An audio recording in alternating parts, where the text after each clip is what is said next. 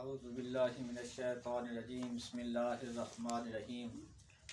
برادران اسلام، آج ہم ضیاء النبی شریف کا 8واں درس دینے جا رہے ہیں۔ ان دروس کے اندر ہم حضور ضیاء الامت حضرت جسٹس پیر محمد کرم شاہ الازہری رحمۃ اللہ تعالی علیہ کی عظیم تصنیف ضیاء النبی شریف کی روشنی کے اندر عرب کے حالات بیان کرتے آ رہے ہیں۔ تو اہل عرب کی مختلف خوبیاں ہم نے آپ کے سامنے بیان کی تھی۔ ان خوبیوں میں سے ایک خوبی ان کی غیرت ہے۔ جہاں وہ بہادری کے اندر اپنا لوہا منواتے ہوئے نظر آتے ہیں، جہاں سخاوت کے اندر وہ اپنا آپ منواتے ہوئے نظر آتے ہیں، وہیں عرب غیرت اور حمیت کے اندر بھی سب سے آگے نظر آتے ہیں۔ وہ کسی کی کوئی مجال نہیں ہے کہ کوئی آدمی ان کی غیرت کو للکارے اور وہ لوگ خاموش بیٹھے۔ کوئی آدمی ان کی غیرت کو للکارتا ہے تو اہل عرب اس کے لیے اپنی غیرت کے دفاع کے لیے اپنا خون بہا دینا اپنا اہم ترین فریضہ سمجھتے ہیں۔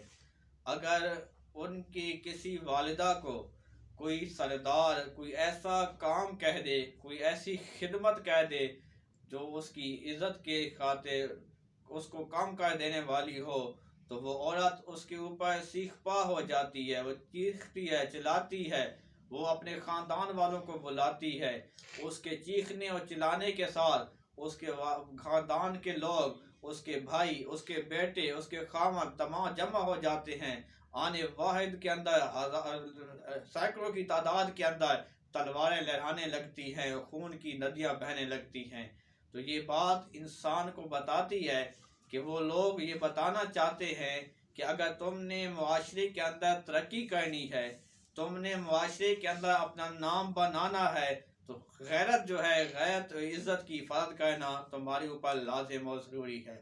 اور صرف یہی نہیں، وہ لوگ اپنے بیویوں کا انتخاب کے لیے حسن و جمال کا انتخاب نہیں کرتے تھے کہ بیوی حسین ہو یا جمیل ہو، لیکن وہ اس چیز کو ترجیح دیتے تھے کہ جو ان کے گھر میں آنے والی عورت ہے وہ غیرت کی پاسداری کرنے والی ہو، وہ عفت مآب ہو، وہ پاک دامن ہو، وہ اس بات کو ترجیح دیا کرتے تھے۔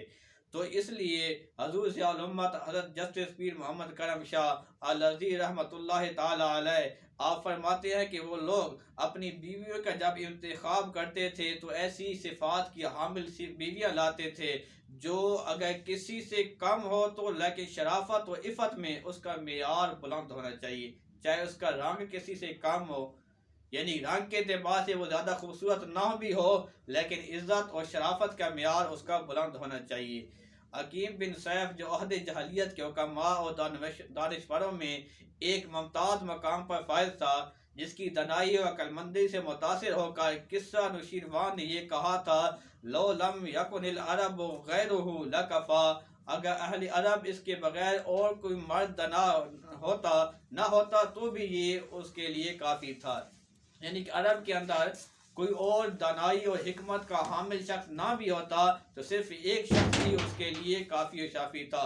اس نے اپنے بیٹوں کو نصیحت کرتے ہوئے کیا کہا، بڑی خوبصورت نصیحت کی اس نے، یا بنی لا یحملنکم جمال النساء عن صراحت النسب فإن المناکح اللئیمۃ مدریۃ للشرف۔ اے میرے بیٹو، عورتوں کا ظاہری حسن و جمال تمہیں نسب کی پاکیزگی سے غافل نہ کر دے، کیونکہ کمینہ صفت اور بدکردار بیویاں خاندان کے شرف کو خاک میں ملا دیتی ہیں۔ یہ وہ اپنے بیٹے کو نصیحت کر رہا ہے کہ تمہیں جب شادی کرنے لگو تو تم نے اس کی ظاہری حسن کو نہیں دیکھنا، اس کی شرافت کو دیکھنا ہے۔ عرب کا یہ وتیرہ تھا، طریقہ تھا۔ اسی طرح ابو الاسود علی نے اپنے بیٹوں کو کہا، بڑی خوبصورت بات ہے، اس نے بڑی خوبصورت بات کہی، کہا کہ قد احسنت الیکم صغارا و کبارا و قبل ان تولدوا قالوا کیف احسنت الینا قبل ان نولد قال اخترت لکم من الامہات من لا تسبون بہا۔ تو اس نے کہا کہ میں نے تمہارے اوپر احسان کیا تمہارے بچپن کے اندر بھی، میں نے تمہارے اوپر احسان کیا تمہارے بڑے پن کے اندر بھی، اور میں نے تمہارے اوپر احسان کیا تمہاری پیدائش سے پہلے بھی۔ بیٹوں نے کہا کہ پیدائش سے پہلے تو نے کس طرح احسان کیا؟ تو اس نے بڑا خوبصورت جواب دیا کہ پیدائش سے پہلے میں نے تمہارے اوپر اس طرح احسان کیا کہ میں نے تمہارے لیے اچھی ماؤں کا انتخاب کیا ہے کہ جن ماؤں کی وجہ سے کوئی آدمی تمہیں گالی نہ دے سکے، جن ماؤں کی وجہ سے کوئی آدمی تمہیں گالی نہ دے سکے، ان ماؤں کا میں نے انتخاب کیا ہے۔ تو برادران اسلام، اس لیے وہ لوگ اس کے اندر بہت زیادہ احتیاط کیا کرتے تھے کہ اپنی بیوی ایسی ہونی چاہیے جو ان کی آنے والی نسل کی صحیح طریقے سے وہ پرورش کر سکے۔ ایک اور شاعر ہے عیاشی، وہ اپنے بچے کو کہتا ہے کہ فَأَوَّلُ إِحْسَانِي إِلَيْكُمْ تَخَبُّرِي لِمَاجِدَةِ الْعِرَاقِ بَعْدَ انْعِفَافِهَا، کہ میرا پہلا احسان تم پر یہ ہے کہ میں نے تمہارے لیے ایسی ماں کو پسند کیا ہے، تخیری، میں نے تمہارے لیے ایسی ماں کو پسند کیا ہے جو عراق میں مجدد شرف کی مالک تھی اور اس کی پاک دامنی ظاہر تھی۔ تو برادران اسلام، یہ تھا عرب کا طریقہ کار کہ وہ بچوں کے لیے سب سے پہلی جو چیز کا انتخاب کیا کرتے تھے وہ پاک دامن عورت کا کرتے تھے، کیونکہ جو ماں ہوتی ہے یہ بچے کی پہلی دستگاہ ہوتی ہے، ماں کی گود۔ بچہ جو کوئی سیکھتا ہے ماں سے سیکھتا ہے، جب تک ماں صحیح طریقے کی حامل نہ ہو، ماں کے اندر اعلیٰ اخلاق نہ ہو، ماں شرافت کا پیروکار نہ ہو، تو اس وقت تک پیدا ہونے والی جو نسل ہے وہ شرافت کے معیار کے اوپر پوری نہیں اتر سکتی۔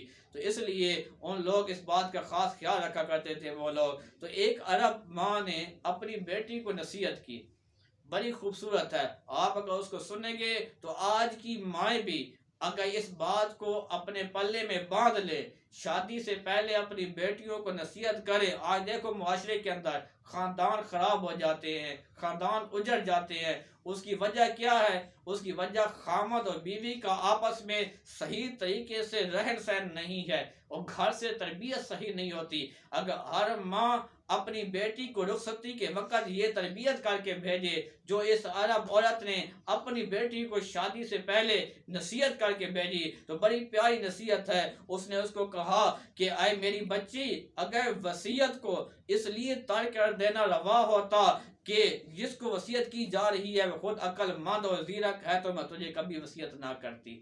یعنی ماں بیٹی کو بتا رہی ہے کہ تو عقل مند بھی ہے، زیرک بھی ہے، اگر وصیت اس وجہ سے اس کو ترک کر دینا جائز ہوتا تو میں تجھے کبھی بھی وصیت نہ کرتی، لیکن وصیت غافل کے لیے یادداشت اور عقل مند کے لیے ایک ضرورت ہے۔ اگر کوئی عورت اپنے خامد سے اس لیے مستغنی ہو سکتی ہے کہ اس کے والدین بڑے دولت مند ہیں، وہ اس سے بہت زیادہ پیار کرتے ہیں، اس کو چاہتے ہیں، تو اے میری بیٹی تم سب سے زیادہ اس بات کی مستحق ہو۔ ایک تمہارے والدین تمہارے امیر بھی ہیں، دولت مند بھی ہیں، اور تمہارے والدین تمہیں بہت زیادہ چاہتے بھی ہیں، لیکن حقیقت یہ ہے کہ عورتیں مردوں کے لیے پیدا کی گئی ہیں اور مرد جو ہیں وہ عورتوں کے لیے پیدا کیے گئے ہیں۔ اے میری نوری نظر، آج تو اس فضا کو الوداع کہہ رہی ہے جس میں تو پیدا ہوئی ہے، آج تو اس نشیمن کو پیچھے چھوڑ رہی ہے جس میں تم نے نشو و نما پائی، ایک ایسے آشیانے کی طرف جا رہی ہے جسے تو نہیں جانتی، اور ایک ایسے ساتھی کی طرف کوچ کر رہی ہے جس کو تو نہیں جانتی۔ یعنی جس گھر کے اندر تو جا رہی ہے وہ گھر بھی تیرے لیے اجنبی ہے، تیرے لیے اجنبی ہے، اور جس مرد کے پاس تو جا رہی ہو وہ مرد بھی تمہارے لیے اجنبی ہے، تم اسے بھی نہیں جانتی۔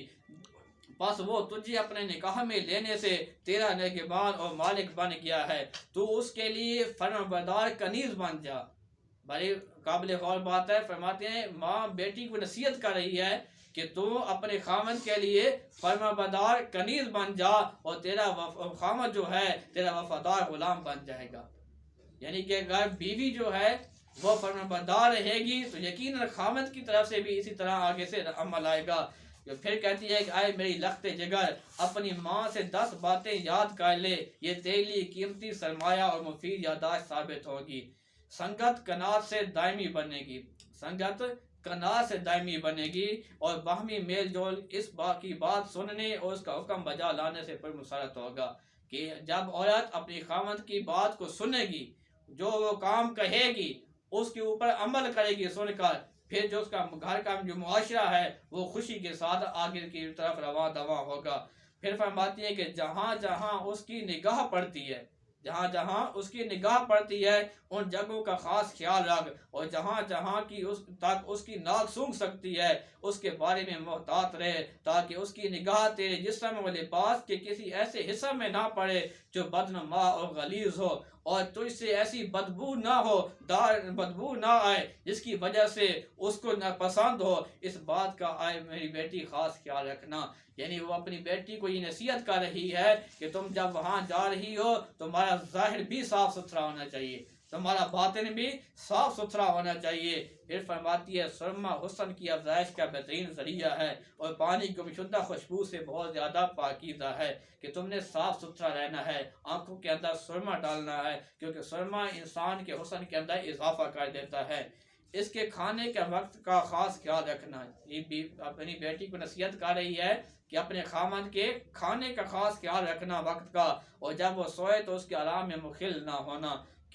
کیونکہ بھوک کی حرارت شعلہ بن جایا کرتی ہے، اور نیند میں خلل اندازی بغض کا باعث بنتی ہے، کہ جب انسان کو بھوک لگتی ہے نا، اس وقت انسان کے سمجھ میں نہیں آتا میں کیا کر رہا ہوں، کیا کہہ رہا ہوں، کیا کچھ نہیں کر رہا۔ اسی طرح جب انسان سویا پڑتا ہے، نیند غلبہ آتی ہے، غلبہ ہوتا ہے نیند کا، اس وقت بھی اس کے بس میں نہیں ہوتا۔ تو اس لیے ماں اپنی بیٹی کو نصیحت کر رہی ہے کہ جب تیرے خامند کے کھانے کا وقت ہو، اس وقت کا تم نے خیال رکھنا ہے کہ کون سا وقت میرے خامند کے کھانے کا ہے۔ جب اس کے کھانے کا وقت ہو تو تمہارے پاس اس کا کھانا تیار ہونا چاہیے، اور جب وہ آرام کر رہا ہو تو اس کے آرام کے اندر تمہیں مخل نہیں ہونا چاہیے۔ اس کے گھر اور مال کی حفاظت کرنا، اس کی ذات کی، اس کے نوکروں کی، اس کے عیال کی ہر طرح خبرگیری کرنا۔ اس کے راز کو افشا مت کرنا۔